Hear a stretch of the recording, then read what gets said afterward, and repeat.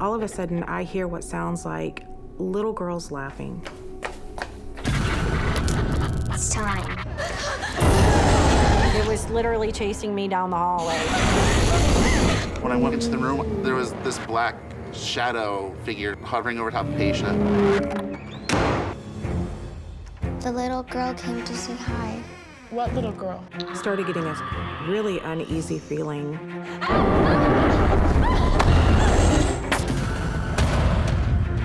Leave her alone! Go away! It was absolutely terrifying. When it looked at me, that's when I knew this thing wasn't human. I've never seen a ghost before in my life.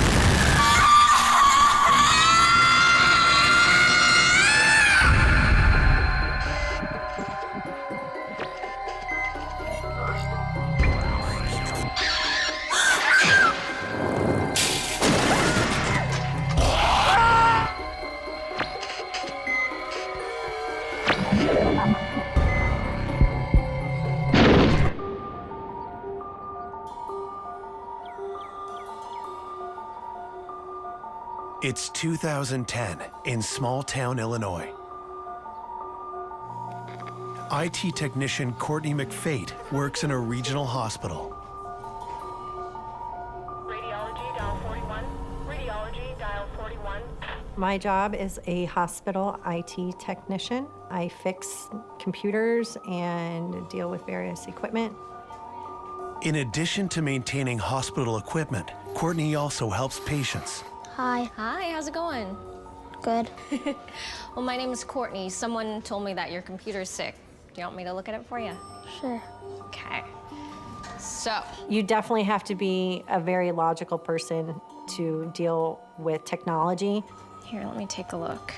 That's the way that you troubleshoot problems, is you have to think logically, you have to think in a precise order to get to the root of the problem. I always ask myself questions on why things are happening. Yes. If something malfunctions, I'm always trying to find the logical explanation. Thanks a lot. You're very welcome. Enjoy, okay? The analytical side of my brain is always working full steam. Bye, Braxton. Bye. If you can't explain something, you cannot explain something. And some of the experiences that I've gone through, I can't explain some of it. As hard as I try to, I can't. Courtney's strange experiences begin late one night while repairing a doctor's computer. I was up on one of the patient floors and my cell phone goes off.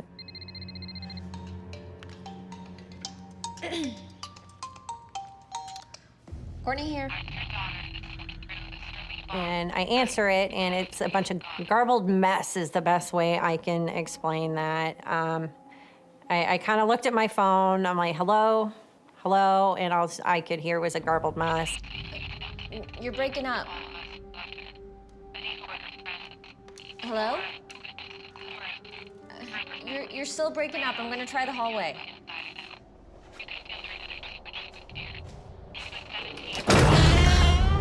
Oh, I'm so sorry. I didn't mean to scare you. I'm very sorry. It's okay. You working late? Yeah, IT never sleeps. Don't worry. I'm just on my patrol. Sounds good. All right. Okay. The mysterious caller has hung up. The first time I received one of those phone calls that didn't quite make sense to me, it didn't really dawn on me what was going on. I didn't really think anything of it. Security, please report to reception. 2 nights later, however, she receives a second call. Courtney here. Hello? I'm sorry, I can't hear you. Hello?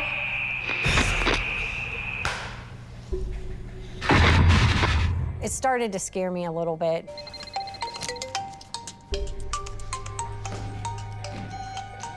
Hello? I'd hear growling. Hello? It was various voices, different as far as, you know, the tones and the pitches. Hello? It definitely gave me a sense of dread. It gave me a sense of almost helplessness.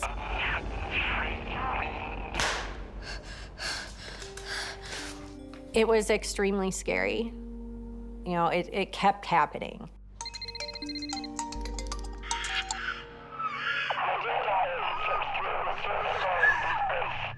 I realize it comes from various different numbers within the hospital itself. Hello? That must have been a creepy realization. The phone calls are coming to me from inside this building. Definitely is a huge creep factor. It's very scary. Sometimes they are patient rooms, sometimes they are offices. I've tried to call back a couple of times. You've reached Human Resources, our office. But I end up getting a voicemail. Nothing ever comes from it. I am a very logical and technical thinker. When I run out of logical explanations, what's left? Phone calls and paranormal activity are oftentimes intensely related to each other. And it can be an actual intelligence or entity on the other end of the phone. Receiving phone calls from spirits or intelligences that we just can't see seems to be to get our attention or to let us know that we need to be aware of something. Several nights later, Courtney receives another call Hello? while working near the morgue. Hello?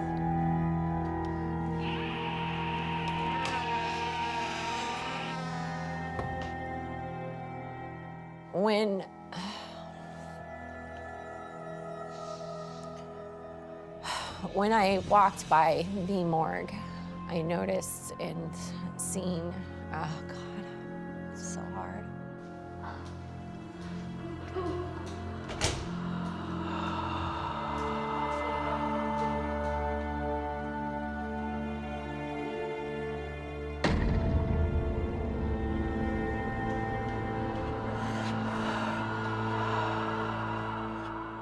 I see a young lady. I saw her laying on the gurney, and within a split second, I realized it was her.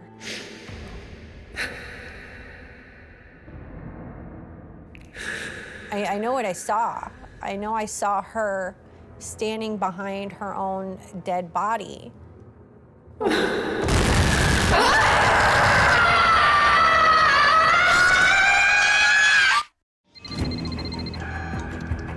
Courtney here.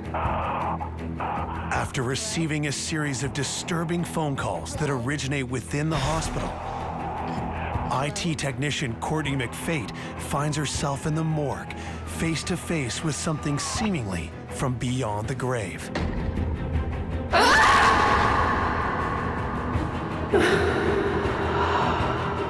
I know what I saw. I know I saw her standing behind her own dead body.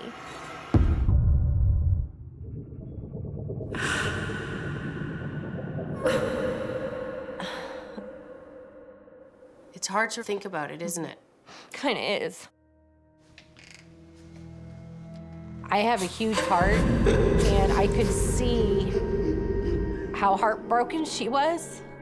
The realization in her eyes that she was looking at herself on the gurney.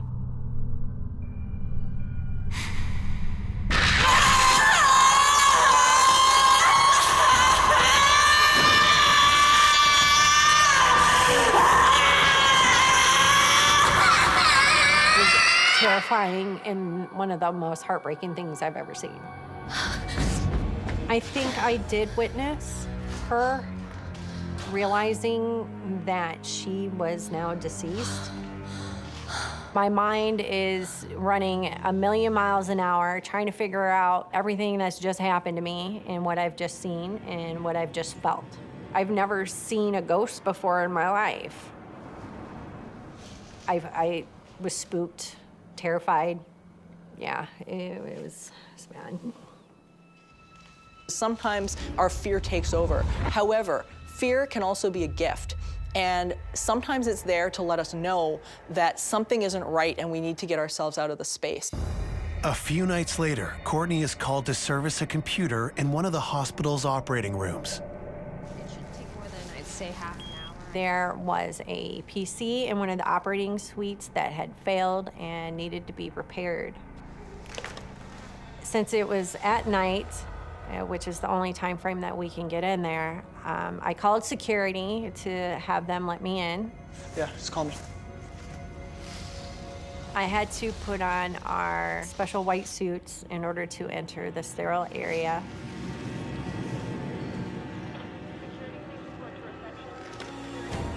And this is after hours, so the lighting is very dim. There's only emergency lighting on.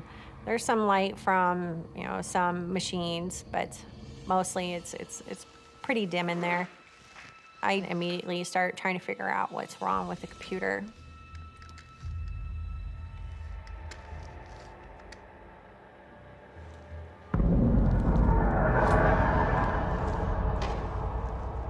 And I thought I caught something out of the corner of my eye, so I turned to the side and called out if anybody was there. And I stood there for a second or two, and nothing seemed out of the ordinary.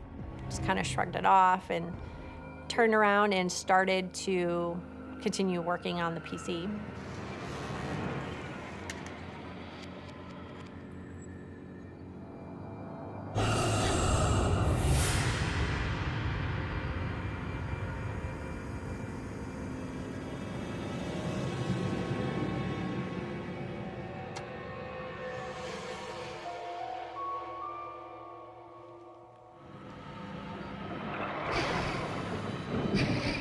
Hello? Is anyone here? Hello? I'm definitely spooked. I don't know what to think. But bottom line, I have a job to do, and it needs to be done right, and it needs to be done, that night. I looked at the computer and I decided, you know what? I'm just gonna go fix this in my office.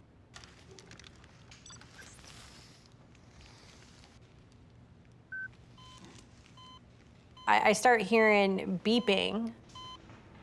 I realize it's the heart monitor going off, beeping as if it has a heartbeat.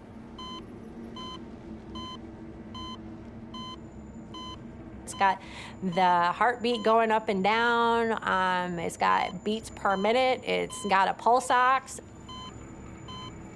But you've got to have flesh and bones and blood and body attached to these electrodes for it to detect a heartbeat.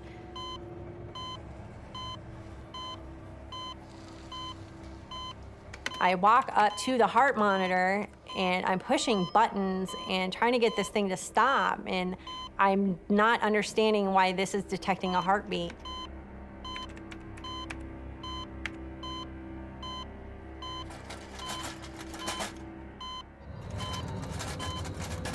At this point, I start hearing clanking behind me.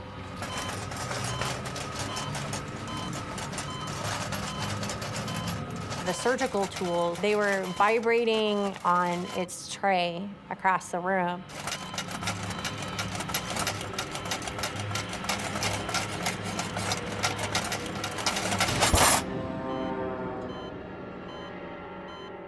I'm a mix between being scared and just being overloaded analytically. I don't understand how this is possible.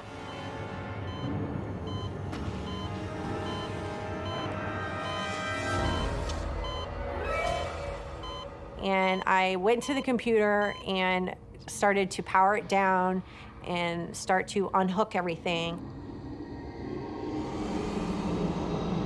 And that same feeling of somebody behind me was there again, but it was way stronger. I felt like I had something really bad behind me. And across the surgery suite, I could see this black mist, this black, I don't know how to describe it. It was black and it was moving and it was scary.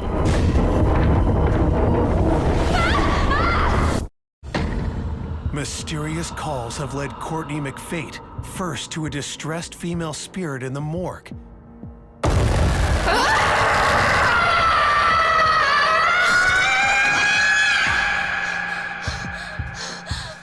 Hello? And now to an even darker, more disturbing creature. Is anyone here?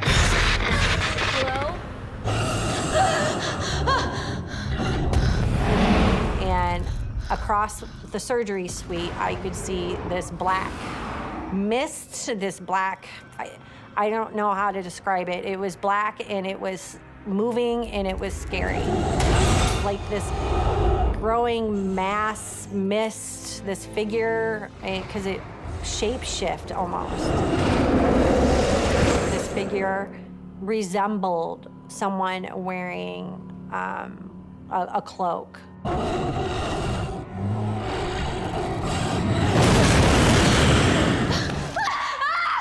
It made a dramatic exit into the ceiling.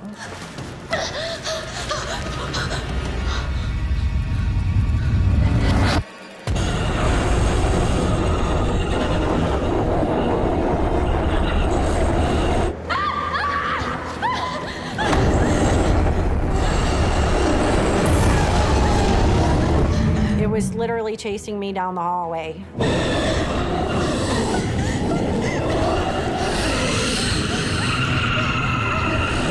I turned the corner and looked back behind me. It wasn't there anymore, it was gone. The figurehead of a black cloaked entity comes up over and over again in both paranormal literature and popular lore. Courtney's perception that she was in danger is probably something that she needed to listen to, because ultimately, when something is pursuing us or chasing us, we know that something's not quite right, and we're not going to get approached by something positive in that kind of a fashion. Oh my God. That instance with the black figure was definitely one of the most terrifying incidences that I've ever had. There's a few people that do know what I've seen. Definitely not any hospital personnel. You're never gonna hear of or see people that work in a hospital openly talk about it with their, with their supervisors or make it known that they see things all the time. Your mental stability might be questioned.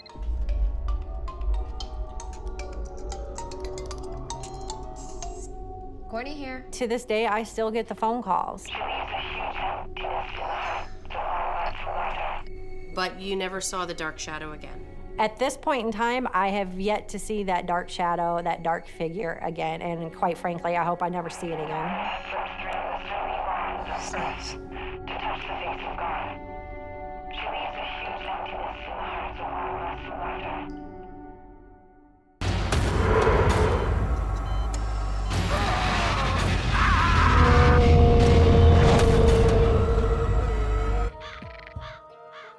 At a small hospital in northern Pennsylvania, recently hired nurse supervisor Brandon Bathrick begins his shift. I am the house supervisor, charge nurse. I've been a registered nurse now for the last 14 years. I've done many different things in the medical field, but nursing's my #1 passion.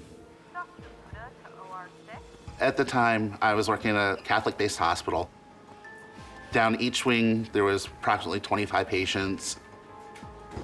Most of them were critical care patients. It was a critical care setting that I was working at that time. It's something I love to do. I've always been someone that likes to help people. But after only a few short weeks at his new job, things suddenly start to change. One night, I was walking down in the hallway, doing hourly rounds.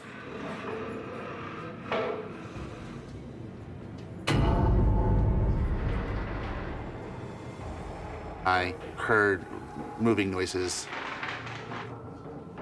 It sounded like someone was dragging chairs across the floor, is what it sounded like. Our #1 thing is patient safety. I decided to go check things out, make sure that there wasn't someone that shouldn't be there. The disturbance is coming from the second-floor administrative wing. The administration staff have left for the day, and the offices should be empty. Brandon knows it can't possibly be a wandering patient. If it would have been a patient, we would have heard the bed alarm go off because all our patients are in bed alarms just for their safety, so we know they're not trying to get up and walk because we don't want them to fall and get hurt. As I walk down the hallway, I keep hearing this noise of furniture being moved, chairs being moved. It gives you a very eerie feeling when you're walking down the hallway and it's dark.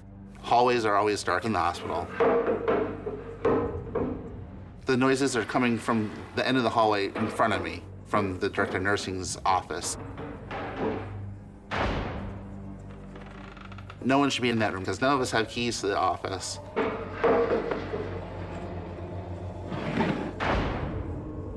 As soon as I got down there to the door, the noises just stopped. Security, Patrick, floor 7. Hey, Brandon. Somebody unauthorized in Mrs. Jones's office. Can you get up here in a hurry? I'm on my way. Brandon wonders how an intruder could have snuck in. There's no signs of anybody breaking in. There's nothing. Hey, you sure there's somebody in here? Positive. Stand back. Hospital security. I'm gonna turn the lights on. I want you to put your hands in the air. I am armed. I repeat, I am armed.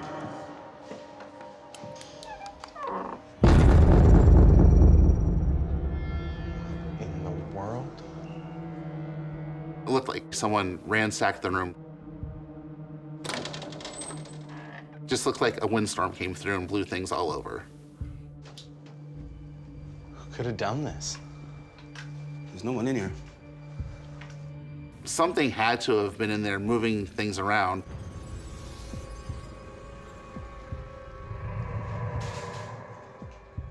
I was scared. I had this feeling in my gut, I had shivers going up and down. I'm like, something's definitely wrong. Brandon and the security guard leave the room untouched. Their plan is to show the director of nursing in the morning. No person, physical person, was in that office. The whole incident leaves him feeling unsettled.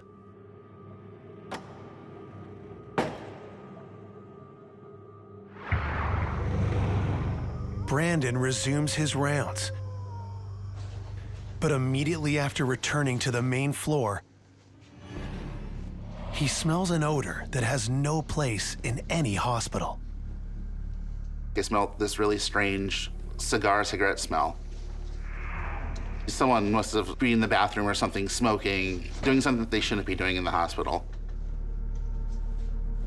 Went room to room, checking things out, making sure that a patient or a family member didn't sneak in cigarettes or anything to a patient.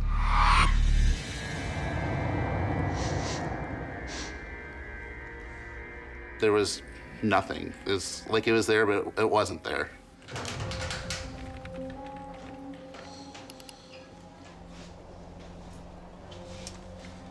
Hey, Cindy? Yeah. You didn't happen to smell cigar smoke that comes and goes, did you? Yeah, I mean, when we smell cigar smoke, usually that means the next 3 or 4 days we lose 3 patients. That nurse has been there for quite a while, and she started explaining to me that that's actually a very common occurrence that has happened. And when it does happen, it usually means that there's going to be 3 deaths back to back, and it's usually all within 3 to 4 days. You're joking, right? Is she playing with me? Because I was sort of new at that facility at that time, so I didn't really know what to expect. I really gotta get this filing done. I actually made a smart comment to her. So next thing you're gonna tell me is that the Grim Reaper smokes cigars? Yeah, could be.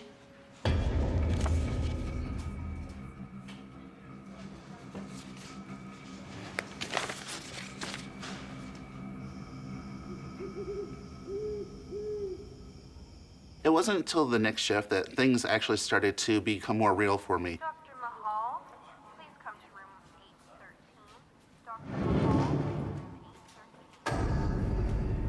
Brandon discovers that 2 patients have passed away.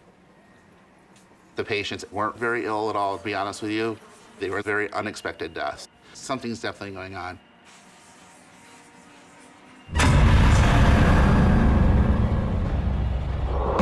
That's when I noticed a shadow figure at the end of the hall. It was terrifying. These deaths were not a coincidence. At a Catholic hospital in northern Pennsylvania, nurse supervisor Brandon Bathrick learns of a disturbing hospital omen. The unmistakable scent of cigar smoke foretells the imminent passing of 3 patients. The next day, Brandon discovers that 2 patients have already died. And he is confronted by a mysterious shadow figure. These deaths were not a coincidence. I actually started to believe that what they said was actually happening. I was trying to get a closer look, and it just disappeared right after that.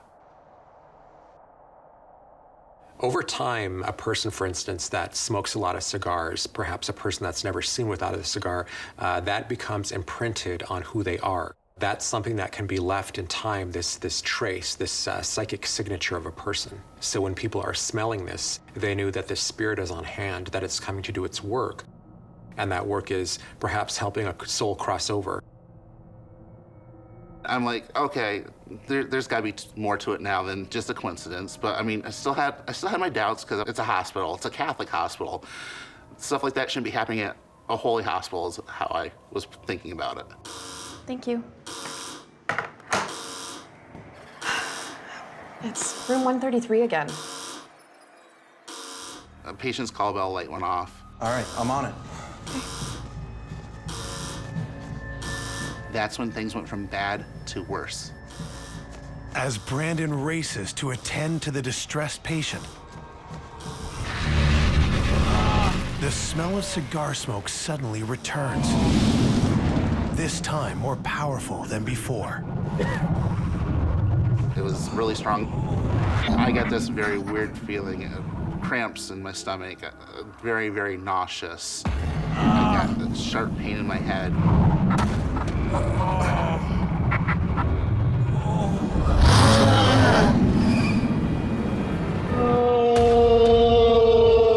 And then right after that, there was like this very loud, like howl sound. Almost sounded like an animal. As soon as I heard that sound, I had goosebumps all over. My stomach was in knots.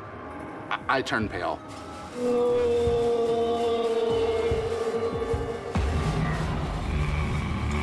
When I went into the room, there was this black shadow figure hovering over top of the patient. I was like, what am I seeing over there? What's going on? There was no real distinct facial features or anything like that. When it looked at me, that's when I knew this thing wasn't human.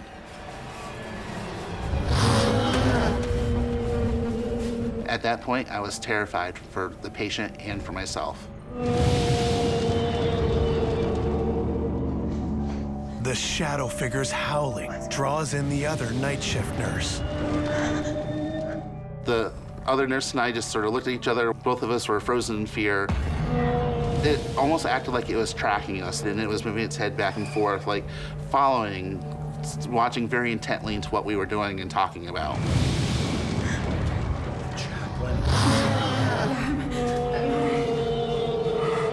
That's when I realized that this patient's life was at risk and that something evil wanted its soul. Faced with a series of bizarre and puzzling events, nurse supervisor Brandon Bathrick is forced to accept that a dark force may be claiming the lives of patients in groups of 3. The third, now in the grasp of a terrifying shadow figure. That's when I realized that this patient's life was at risk and that something evil wanted its soul.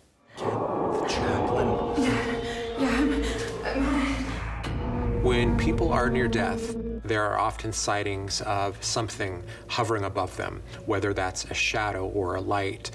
Even for some native cultures, birds, maybe like a blackbird and a whitebird fighting for this person's soul. I started to pray. Our Father, who art in heaven, hallowed be thy name. I barely got 3 sentences into it, and it just felt like I couldn't finish what I was saying. Like something was stopping me from talking. Like there was a hand or something going over the top of my mouth, so I couldn't finish the prayer. I was freaked out. I didn't know what to do from that point. I was scared, very, very scared.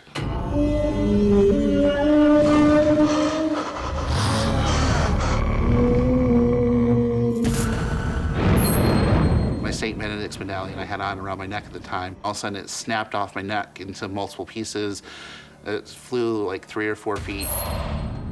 Symbols such as a cross convey light and positivity, grace and protection. So the entity is simply trying to remove this symbol, remove something that has a lot of power. It's trying to remove that in order to make the victim more vulnerable. The chaplain rushes in, none too soon. Most glorious Prince of Heavenly Hosts, Saint Michael the Archangel. He did his blessing prayer while he was doing holy water throughout the room. The deceits of the devil, God arises. His own entered. The smoke is driven away those who are driven. So the wicked perish in the presence of God.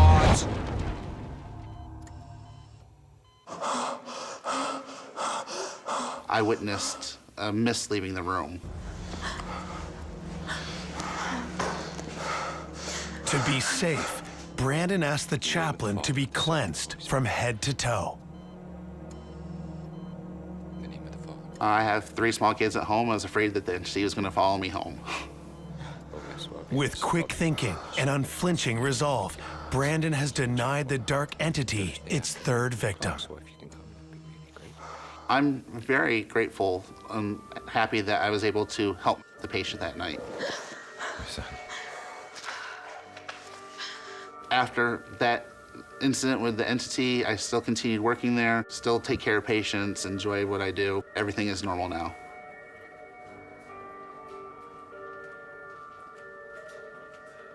After that incident, I do feel better prepared if anything like that were to ever happen again.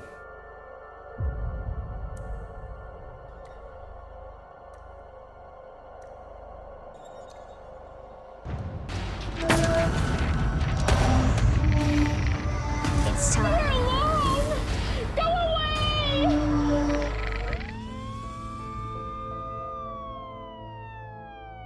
Nurse Tanya McCoy has spent most of her life taking care of kids. Hiya. How you doing, Tony? Fine. I've been a nurse for 21 years now, and my main field of study is pediatrics.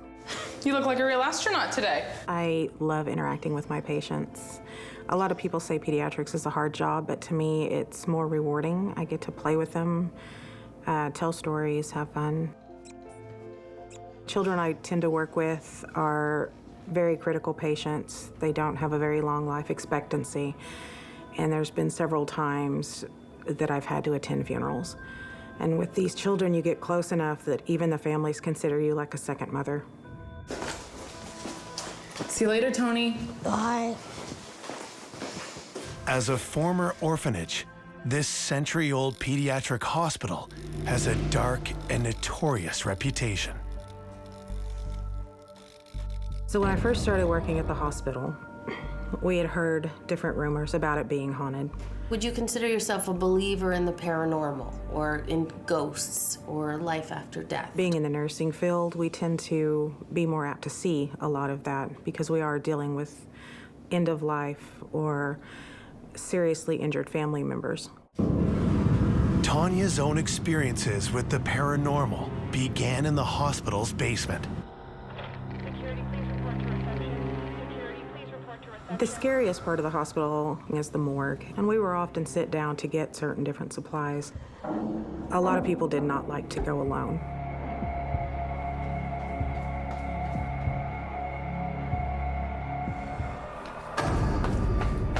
At first, it just seemed like little movements out of the corner of our eye. I saw what appeared to be dark shadow figures. It was just a solid mass of darkness.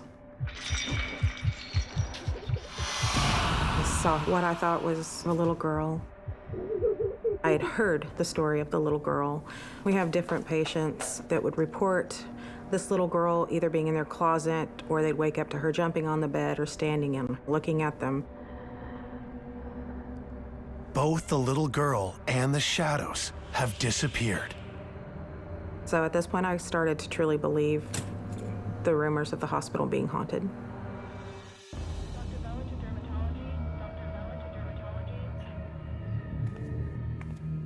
A few days later, went down to a patient's room. I was taking care of a little girl. She was the cutest little thing and just loving and the sweetest thing you could ever really imagine. At this point, we didn't have any cause to think she was at end of life. Hi. She was still relatively healthy. We knew that sooner or later she would pass, but at this particular point in time, this patient was in a healthy state and condition. How you feeling tonight? Good. Got your bunny for you here to help you sleep. The little girl came to say hi. She told me that there was a young girl that keeps coming in her room at night. And of course, we don't have any children running around at that time of night. It's really no visitors at that point. What little girl? She described the little girl as being between the ages of 7 and 8, wearing just a dress. Tanya wonders, is the little girl the same one she saw earlier in the morgue? There is an old rumor around the hospital that little ghost girl is actually the one that would show up in the patients' rooms right before they died.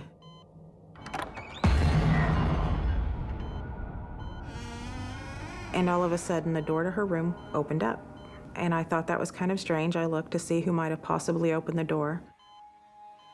Just gonna go check on that.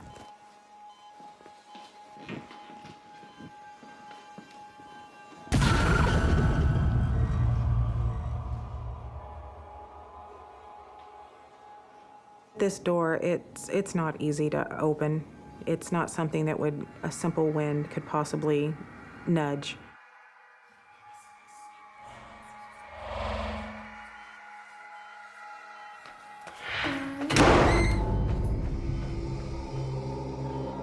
This door was opened almost all the way and shut all the way. On its own? On its own. Yeah, that must have made you feel scared. That was a very unnerving moment. It's just some other nurses down the hall, okay? It definitely scared me. Started getting a really uneasy feeling. Tanya focuses on keeping her young patient calm. Yep. Okay, you have a good night. If you need anything, call me, all right?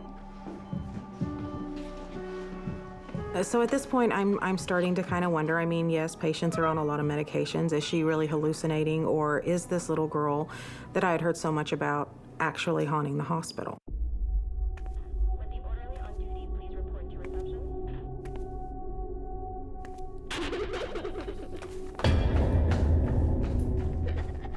All of a sudden, I hear what sounds like little girls laughing.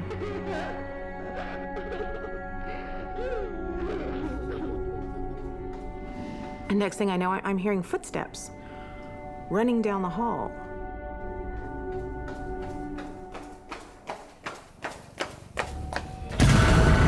It's time.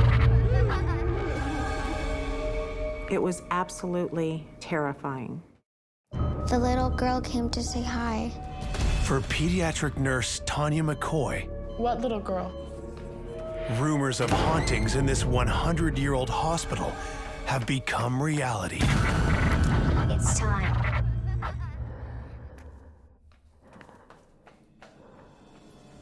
I was pretty sure it had been the ghost of the little girl who likes to visit the patients. What could be more unassuming than a kid? Those darker spirits that are deliberately setting out to deceive the living. What tugs at the heartstrings more than a 5-year-old who never got to grow up? Unless that isn't a 5-year-old at all. There is an old rumor around the hospital that this little girl would show up in the patient's room right before they died. I see you. I see you. Can you see me? I heard a very distinct toy sound off.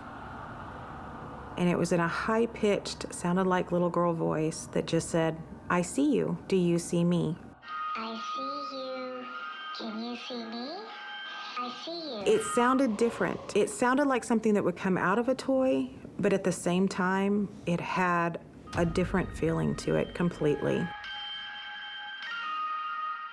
Nurse McCoy follows the sound Can you see me? and is led to a children's playroom. I see you. I see you. Can you see me? It was literally in a little basket a few feet away.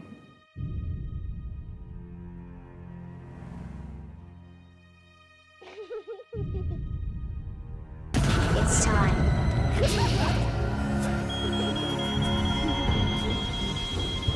I see you. I see you. Can you see me? Nurse McCoy has just been notified that her young patient is in distress.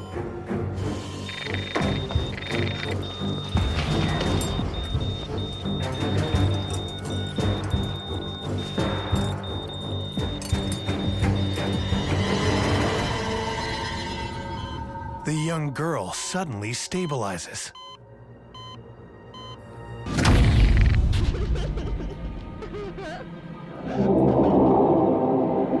And that's when I noticed the floating ball of these multiple lights.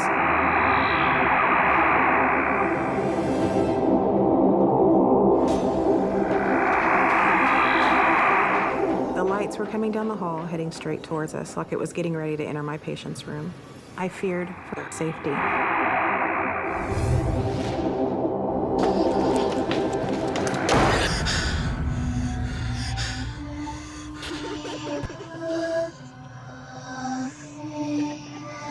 The little girl's giggling started all over again. But this time it was in the room. They're actually within feet, if not inches of me.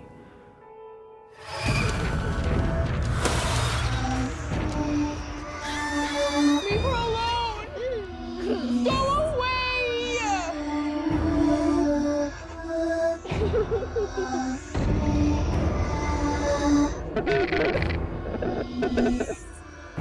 She was literally standing there. I could see her plain as day.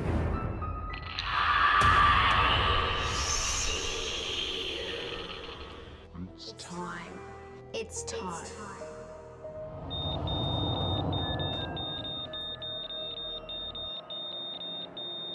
When I looked towards my patient and looked back, she was gone.